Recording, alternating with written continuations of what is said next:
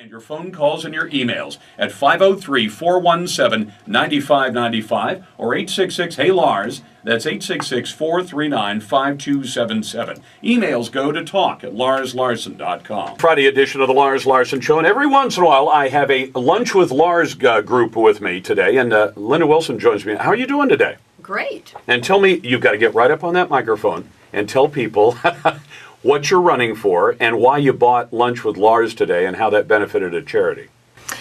Well, I'm running for state representative, District 17, and that's in Clark County.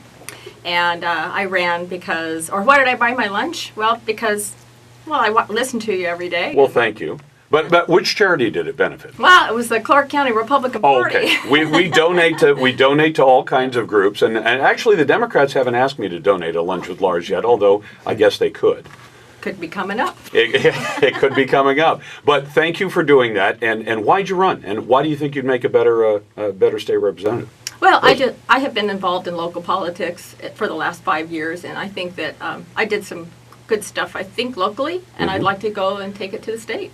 I think I can make a difference up there. Are you a good conservative? Yes. Okay. Tell me about your conservative credentials. What would you do differently in the state of Washington that the government is not doing now? For example, the governor, Inslee, seems to want to have carbon credit and carbon cap and trade schemes that, to me, just add to the cost of everybody's existence, and they don't actually make a difference to what's going on in the environment. No, it's not going to make a difference, and the unfortunate part about that is that he's going to do this all by himself.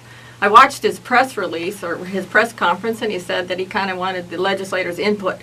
I think that maybe the legislators should be the people that make the decisions, and that's where I'd like to be, is up there trying to bring some common sense to some of these crazy regulations that they're bringing up. Are there some things you think the state does right now that the state shouldn't be doing? I was impressed that Minnesota the other day had an unsession, they called it, where they took 1,700 laws that everybody decided they didn't need anymore, and they wiped them off the books. I think it's the first state I've ever heard of where they did something like that.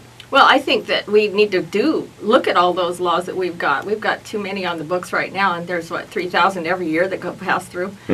Sunset clause would be a really good idea on any laws that go forward, and look at the ones that we've got now and see if they are doing any good for us. There's a whole lot that isn't. What's your website where people can go and find out more about your candidacy and help you out if they choose? It's electlindawilson.com. Lynda with a Y. Thanks a lot for coming in for Lunch with Lars. Thanks. We appreciate you doing it. It is First Amendment Friday. We allow calls from on every subject, and naysayers always go to the head of the line. If you want to